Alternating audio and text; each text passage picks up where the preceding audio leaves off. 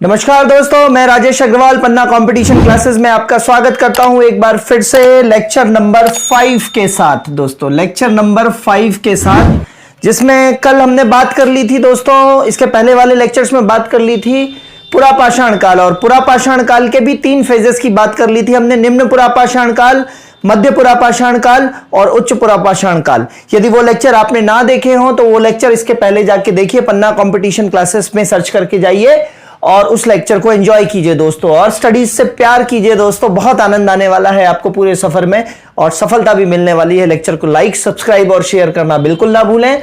मध्य पाषाण काल का समय, जैसा कि दोस्तों मैंने पहले बताया है, 10,000 से 8,000 बीसी तक है ना। 10,000 से 8,000 बीसी तक मध्य पाषाण काल है।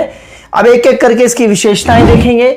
सबसे पहले 1867 में कार्लाइल जो थे, है ना, सीएल कार्लाइल ने विंध्यन पर्वत क्षेत्र में, विंध्य पर्वत क्षेत्र जो है अपना, विंध्यन पर्वत क्षेत्र में लघु पाषाण उपकरण खोजे दोस्तों। लघु पाषाण, छोटे छोटे पत्थर के उपकरण खोजे जिनकी लंबाई 1 से 8 सेंटीमीटर के लगभग थी। ठीक है, 6 सेंटीमीटर लगभग मेरी हथेली जितना होता है, तो अब इतने लंबे समझिए, है ना, थी। अतः इसे माइक्रोलिथ एज भी कहते हैं। माइक्रो मतलब छोटा, माइक्रो मतलब 10⁻⁻6 की रेंज होती है। अगर मैथमेटिक्स के हिसाब से बोले तो 10⁻⁻6 metres is equals to micro. और लिथ का मतलब, लिथो का मतलब, या लिथ का मतलब होता है पत्थर, तो छोटे पत्थर के औजार, माइक्रोलिथ एज। तो मध्य पाषाण काल को क्या कहते हैं दोस्तों? माइक्रोलिथ एज भी कहते हैं। ठीक है, फिर कुछ नए प्रकार के औजार भी यहां पे बनाए गए, जो पुराना खुरचनी, बेधनी, तक्षणी, ये सारी ब्लेड, ये सारे बनाए जाते थे।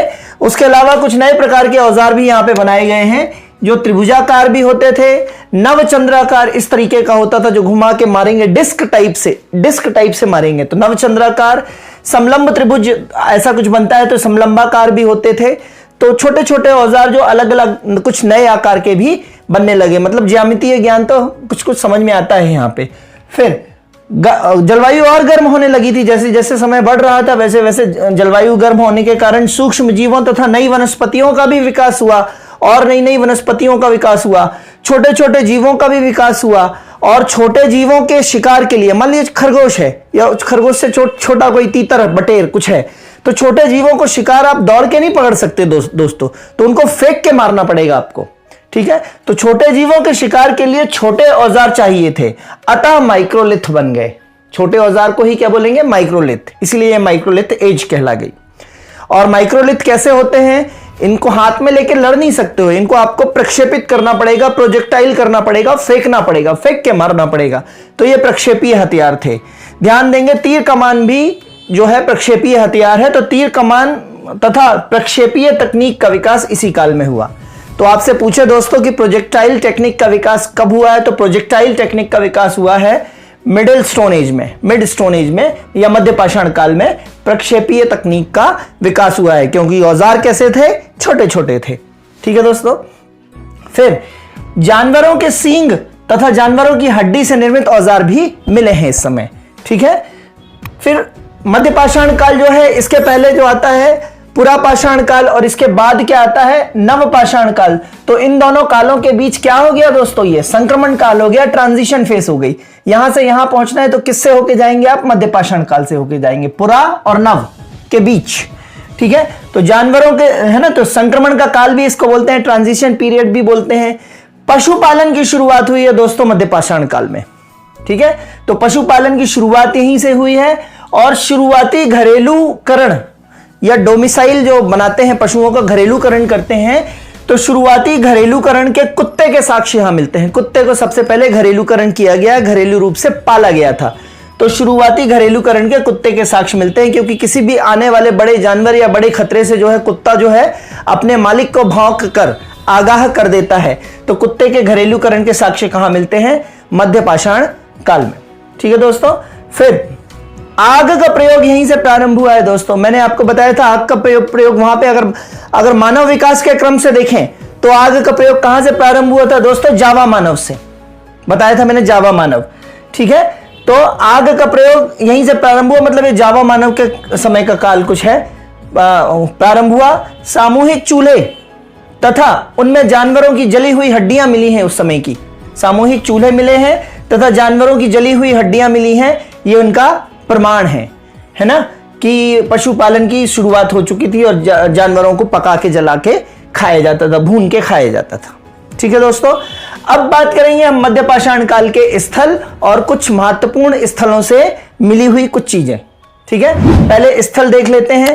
मैंने भारत का चित्र बनाया है, मैप बनाया है आपके सामने। ये लगभग ऊपर वाली पोजीशन जो है ये राजस्थान की है। राजस्थान में 2 जगह से मध्य पाषाण युगीन औजार मिले हैं या पुरातात्विक साक्ष्य मिले हैं, बागौर और सांभर।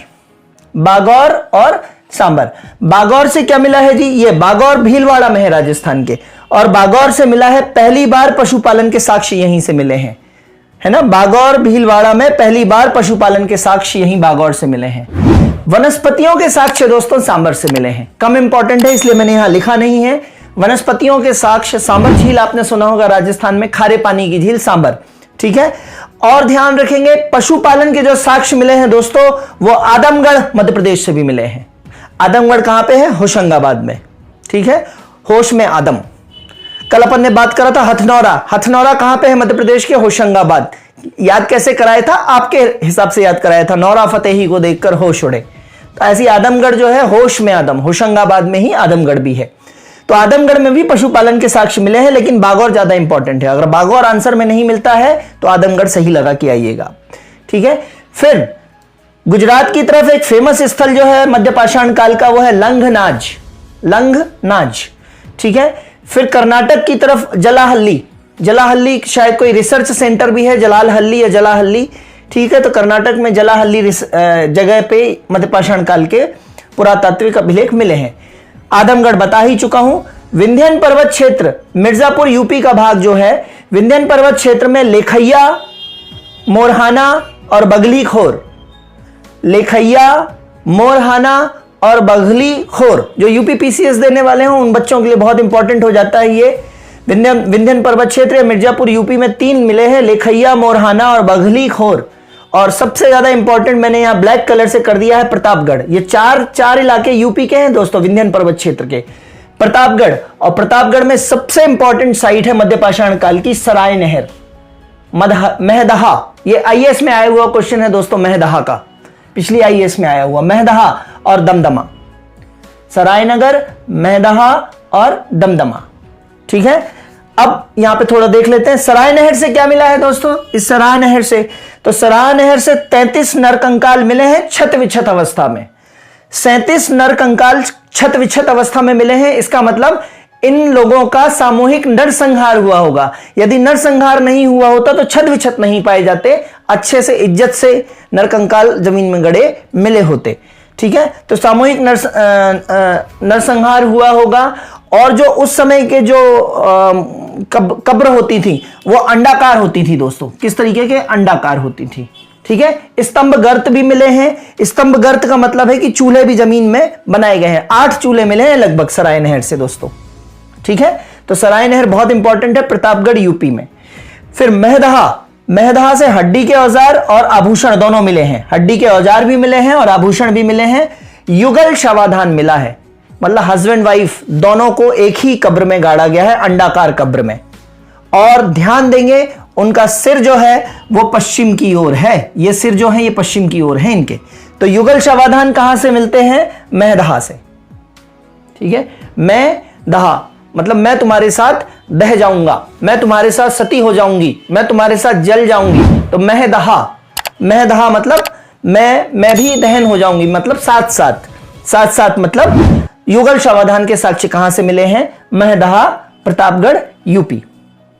ठीक है, और ध्यान देंगे कि सरायनगर और महदहा दोनों के दोनों सबसे प्राचीन मध्य पाषाण स्थल है। यदि आपसे पूछे सबसे प्राचीन मध्य पाषाण स्थल कौन सा है तो सराय नहर और महदहा। ठीक है, और बागौर बता ही चुका हूं, भीलवाड़ा, पशुपालन के सबसे पहले साक्ष्य यहीं से मिले हैं।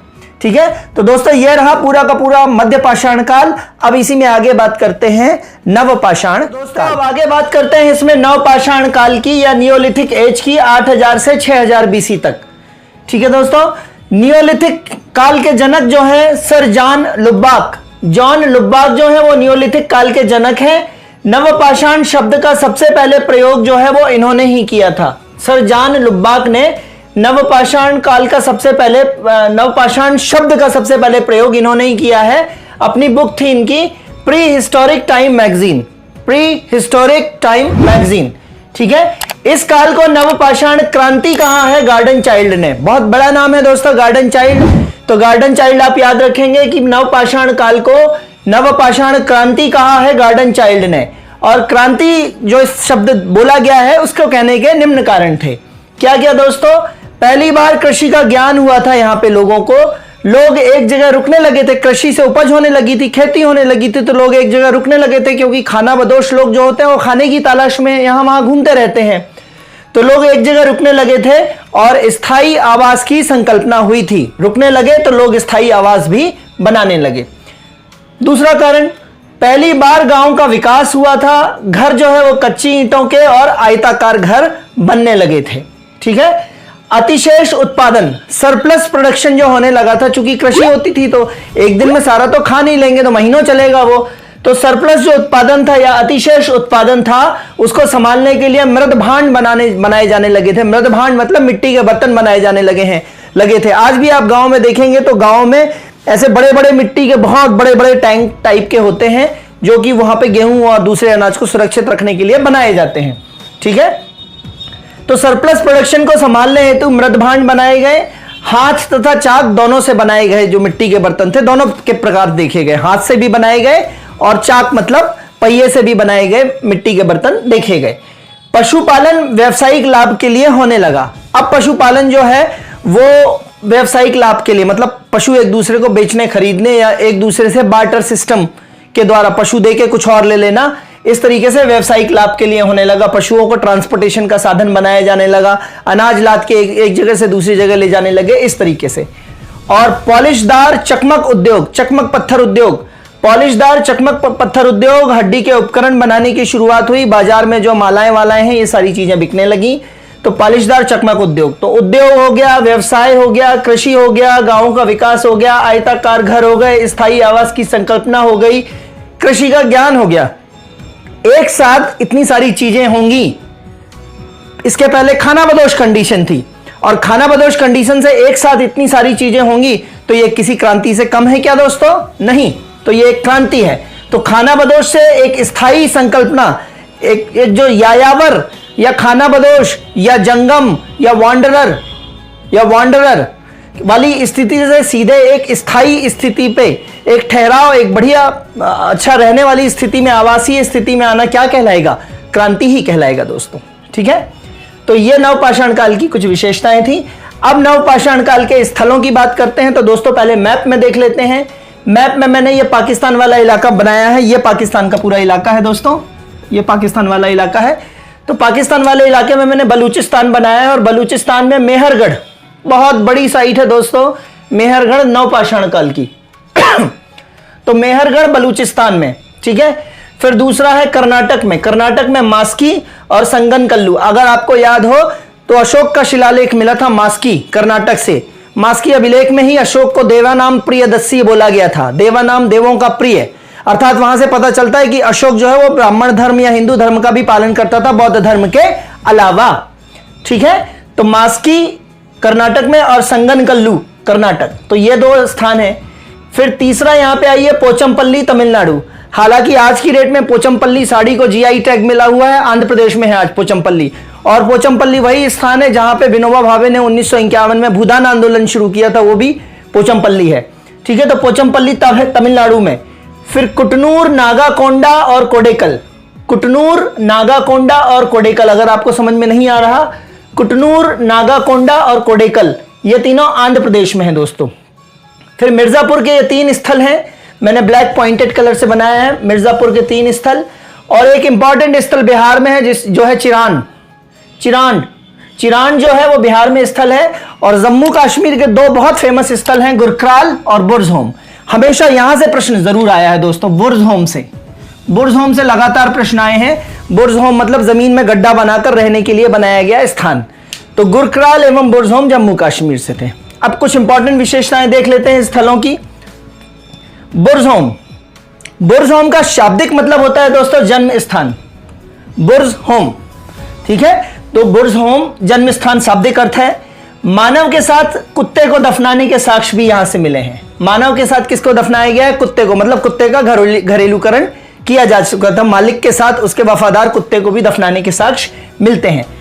बुर्ज होम जो है यह झील के किनारे बनाए जाते थे, ठंड से बचने के लिए गर्तावास थे, जमीन के अंदर खोदकर बनाए गए गर्तावास थे झील के किनारे, ठंड से बचने के लिए। यह दोस्तों प्रश्न आया है, बुर्ज होम का उपयोग क्या था? ठंड से बचने के लिए बनाए गए गर्तावास।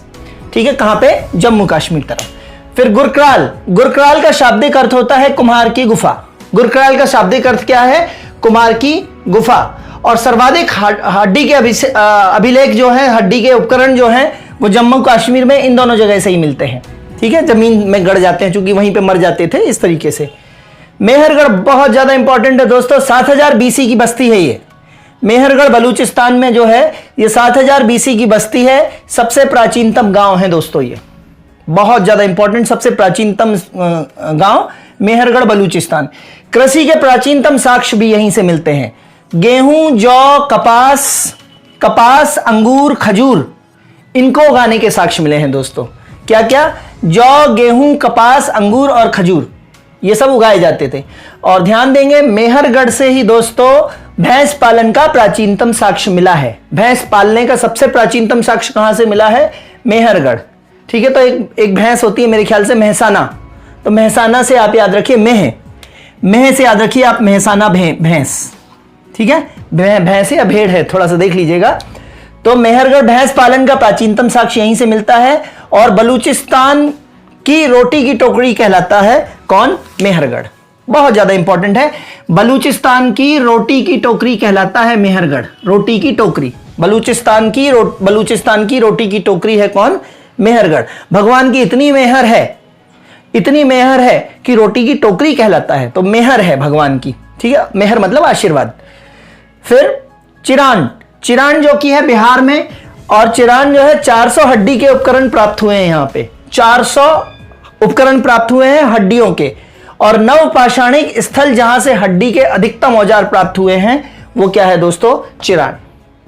ठीक है, इसके अलावा कोल्ड युवा, चौपानी मांडव, महादरा, ये सब यूपी के भी स्थल हैं। कोल्ड युवा, चौपानी मांडव और महादरा, ये तीनों यूपी के स्थल हैं। और कोल्ड युवा से चावल के प्राचीनतम साक्ष्य मिलते हैं। ठीक है, और चौपानी मांडव से जो है मृद भांड के साक्ष्य मिलते हैं। और महादरा से गौशाला के प्राचीनतम साक्ष्य मिलते हैं। गोलाकार झोपड़ियां भी मिलती हैं। चौपानी मांडव से मधुमक्खी के आकार की झोपड़ियां भी मिली हैं दोस्तों। तो जो यूपी पीसीएस दे रहे हैं वो तीनों याद रखेंगे, कोल्ड युवा, चौपानी मांडव और महादरा। कोल्ड युवा से चावल के साक्ष्य, चौपानी मांडव में मधुमक्खी के आकार की झोपड़ी और प्राचीनतम मृदभांड के साक्ष्य, और महादरा से गौशाला के प्राचीनतम साक्ष्य मिले हैं, और गोलाकार झोपड़ियां। ठीक है दोस्तों, और रागी की खेती दक्षिण भारत में होती थी, यह भी पता चला है नवपाषाणिक काल में। रागी की खेती दक्षिण भारत में होती थी। ठीक है दोस्तों, तो इस तरीके से अपने को आगे बढ़ना है। अपना यहां तक पूरा पाषाण काल यहां पे समाप्त होता है दोस्तों आज। और इसके बाद कल से शुरू करेंगे अपन ताम्रपाषाण संस्कृति, क्योंकि ताम्रपाषाण संस्कृति जो है वो सिंधु घाटी सभ्यता के पैरेलल ही चलती है। सिंधु घाटी सभ्यता 2500 से 1500 बीसी तक होती है, और 2000 के आसपास तक ताम्रपाषाण संस्कृति चलती है। तो सिंधु घाटी के बाद भी पढ़ा सकता था मैं, लेकिन चूंकि पाषाण पढ़ रहा हूं तो पाषाण में तांबा और जोड़ दूंगा मैं, है ना, तो ताम्रपाषाण हो जाएगा। ठीक है, मान लीजिए पत्थर है तो पत्थर का मान लो कि औजार लगा लिया और तांबे का उसका हैंडल बना लिया, है ना, तो ये कुल्हाड़ी बनानी है मान लो, तो कुल्हाड़ी में तांबे का हैंडल लगा लिया और पत्थर उसमें कुल्हाड़ी के रूप में मारने के लिए लगा लिया, तो ताम्रपाषाण औजार हो गया दोस्तों। ठीक है, तो ताम्रपाषाण पढ़ेंगे 2000 बीसी का एक आध पेज में ताम्रपाषाण पढ़ के, और फिर सीधी बात करेंगे अपन सिंधु घाटी सभ्यता की। दोस्तों आनंद आ रहा है, मजा आ रहा है पढ़ने में, तो आप लेक्चर को लाइक, सब्सक्राइब, शेयर करिए। कहीं सुधार की गुंजाइश है तो वो भी बताइए, कोई और सब्जेक्ट भी पढ़ना है तो वो भी बताइए, और जोरदार तरीके से दोस्तों जुड़े रहिए। लेक्चर को लाइक, सब्सक्राइब, शेयर करिए, अपने ग्रुप्स में आगे बढ़ाइए, है ना। और कल फिर मिलेंगे, तब तक के लिए धन्यवाद, गुड बाय, जय हिंद दोस्तों।